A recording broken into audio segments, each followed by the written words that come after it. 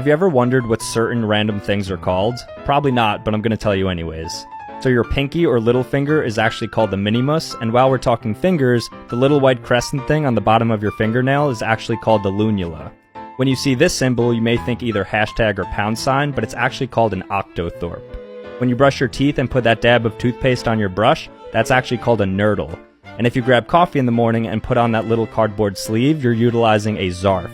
If you've ever put a condiment in one of these contraptions, you're using a souffle cup, and that foam at the top of the beer is called barm. And so finally, that little table on top of the pizza that sorts of saves it from moving around is just called a pizza saver. Pretty cool, right? These are the most common misconceptions, so let's clear the air. So despite what your parents said, turning the interior light on while driving is not actually illegal. It's just pretty annoying. You don't only use 10% of your brain, our entire brain is always active to some degree, for most of us. Shaving does not make your hair grow back thicker, it just creates the illusion because of the coarse tips left after trimming. Fortune cookies are not a Chinese tradition. They were actually invented by Japanese Americans, but that's okay because Chinese food is pretty mid anyways. Coffee doesn't come from beans, it comes from seeds from the coffea berries. Napoleon wasn't actually short. He was 5'7", which at the time was taller than the average Frenchman.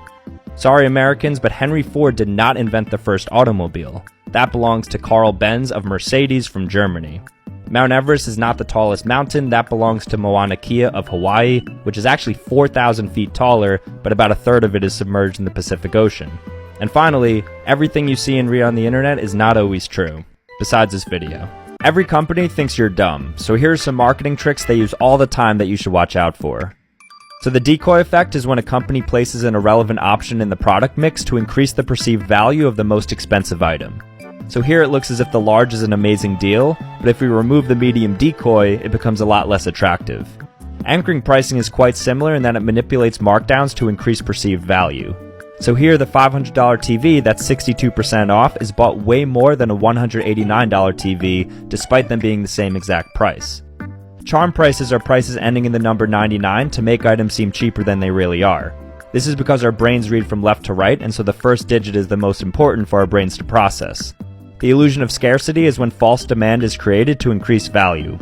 So if you ever see only a few tickets left at this price, you're probably being psychologically manipulated.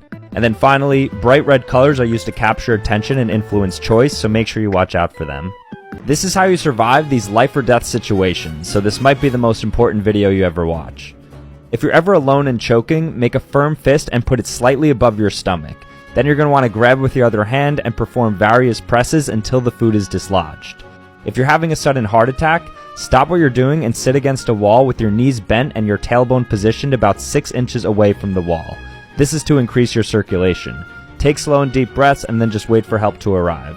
If you're ever in a car accident, if you have a second before impact, grip the wheel in the 10 and 2 position and make sure to stay straight and avoid hunching or ducking because vehicle safety systems and airbags are designed for normal driving positions.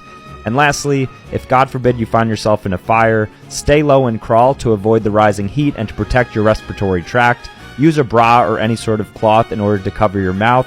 And if you do catch on fire, make sure to stop, drop, and roll. Stay safe. Here's how you could tell if somebody likes you. They don't. No, I'm just kidding. So take a look at their feet, not bare, and see if they're facing towards you. This generally means they're curious and attentive and want to continue speaking with you. You should also check if they're showing their hands and maintaining an open posture. This indicates trust and comfort. Most of us stop showing our full smiles after the age of 5, so if they tend to smile widely at you, then they probably like you. When you're talking to somebody who likes you, they typically will tilt their head a little bit as a way to subconsciously show interest in what you're saying, even if they don't actually care.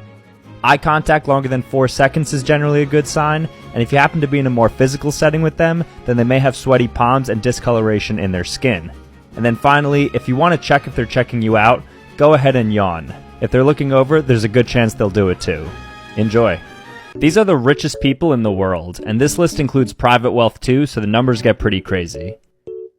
Carlos Slim, Larry Ellison, Bill Gates, Warren Buffett, Jeff Bezos, Gautam Adani, Bernard Arnault, Elon Musk, the Walton family, the Rothschilds family, Vladimir Putin, And then at number 1 is the House of Saud.